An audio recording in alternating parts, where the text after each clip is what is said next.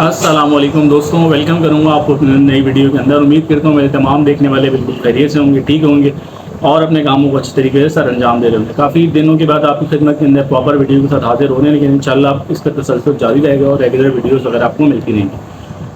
दोस्तों, आज जिस मैं वीडियो के टॉपिक के ऊपर बात करने लगा हूँ वो है हैवी ड्यूटी लाइसेंस, क्योंकि मैंने अपने बाइक के लाइसेंस की और गाड़ी के लाइसेंस की वीडियो डाली थी, जिससे अल्हम्दुलिल्लाह मेरे तमाम सब्सक्राइबर्स और वो तमाम लोग जो बगैर सब्सक्राइब किए वीडियो देख के चले गए, दोनों में से बहुत ज़्यादा मुस्तफ़ीद हुए।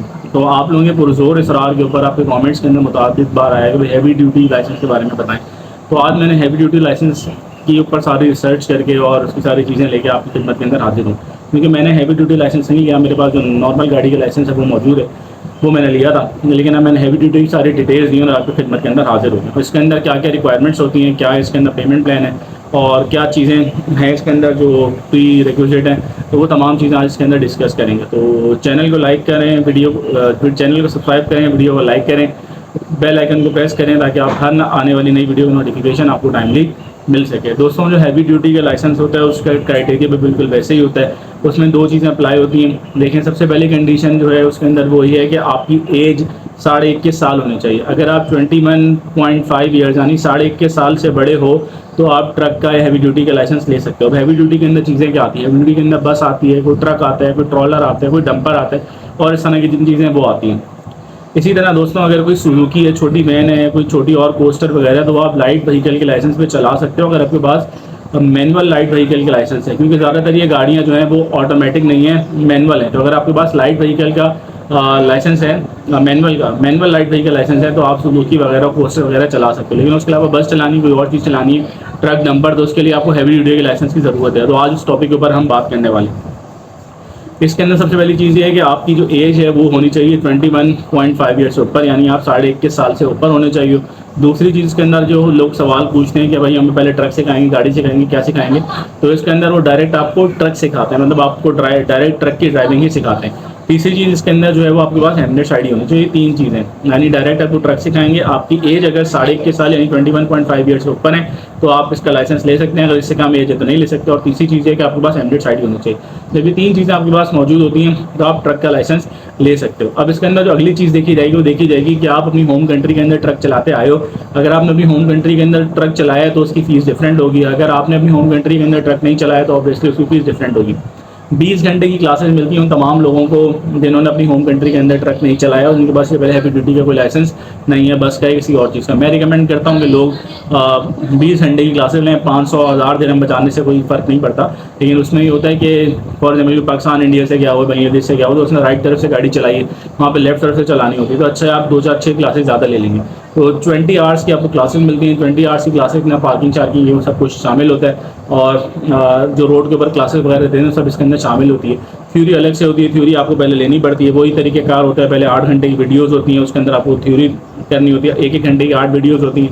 उसके बाद थ्योरी का टेस्ट क्लियर करना होता है। जैसे आप थ्योरी का टेस्ट क्लियर करते हो तो फिर आप ड्राइविंग के ऊपर जाते हो, फिर पार्किंग के ऊपर जाते हो, फिर आप पार्किंग के टेस्ट देते हो, फिर आप रोड टेस्ट देते हो, आप क्लियर होते हो तो आपको हैवी ड्यूटी का लाइसेंस दे देते हो, वो गाड़ी कहीं भी चला सकते हो। इस लाइसेंस की जो फीस है, अगर आप इसमें 2 तरीके कार हैं, जैसे नॉर्मल गाड़ी के अंदर है, मेरी वीडियोज़ के अंदर मैंने आपको बताया हुआ है। एक है कि लमसम, यानी अगर आप मुतअद्दिद दफ़ा फेल होते हो तो आपको कोई फ़ीस वगैरह नहीं देनी पड़ेगी। वो लाइसेंस बनता है 10,935 का, यानी 11,000 दिरहम का वो लाइसेंस आपको मिलता है। वो लमसम लाइसेंस होता है, मतलब अगर आप थ्योरी टेस्ट में 1 दफ़ा फेल हो गए, पार्किंग टेस्ट में 2 दफ़ा फेल हो गए, इंडिपेंडेंट टेस्ट में क्लास में फेल हो गए, उसके बाद आप जो है वो ड्राइविंग टेस्ट के अंदर फेल हो गए, तो आपको बार फीसेस नहीं देनी पड़ेंगी और आपका लाइसेंस जो है वो 11,000 दिरहम में यानी 10,935 AD के अंदर बन जाएगा, जो कि 11,000 AD बनता है, उसके अंदर बन जाएगा। हाँ, इसके अंदर ये होता है कि लर्निंग परमिट होता है। अगर लर्निंग परमिट आपका 2 महीने के अंदर एक्सपायर हो जाता है तो वो लर्निंग परमिट आपको दोबारा रिन्यू कराना पड़ता है, जो कि 200 दिरहम के अंदर विदिन 200 AD रिन्यू हो जाता है।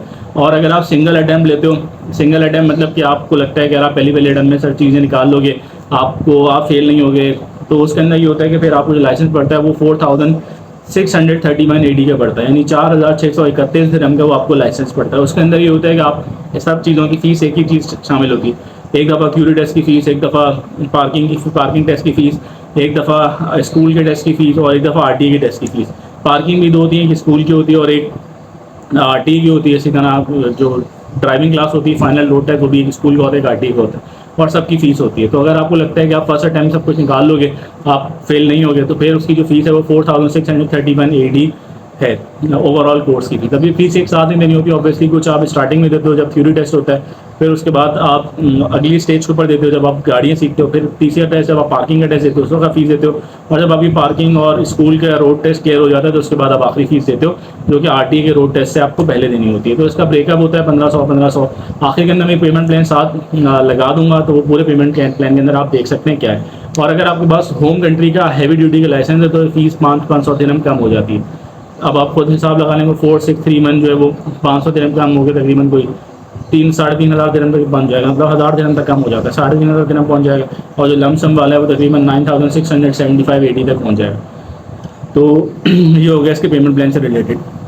अब इसके ड्राइविंग लाइसेंस का यूएई में लेने का फ़ायदा क्या है? यूएई में ड्राइविंग लाइसेंस लेने का फ़ायदा ये है कि जो यूरोपियन कंट्रीज़ होती हैं जब वो अपनी रिक्रूटमेंट कर रही होती हैं, हायरिंग कर रही होती हैं, तो वो ट्रक ड्राइवर्स के लिए या डंपर ड्राइवर्स के लिए तो वो यूएई आती हैं। और यूएई के अंदर जो ड्राइविंग लाइसेंस वाले होते हैं उनको वहाँ से पिक करती है हैवी ड्यूटी का, वहीं पर टेस्ट लेती है, आपके लाइसेंस आपके पास होगा, आप टेस्ट में अपेयर होगे, अगर आप उनको समझ में आओगे तो वो आपको अपने साथ यूरोप ले जाएंगे। उधर तनख्वाह जो आपको देते हैं वो सैलरी वो 1700 1800 1500 डिपेंड करता है कि कौन सी कंपनी हायरिंग करी है। अभी तकरीबन 1.5 महीने पहले यूएई के अंदर हायरिंग हो रही थी और वो रोमानिया की कंपनी की जो आई थी वो हायरिंग कर रही थी।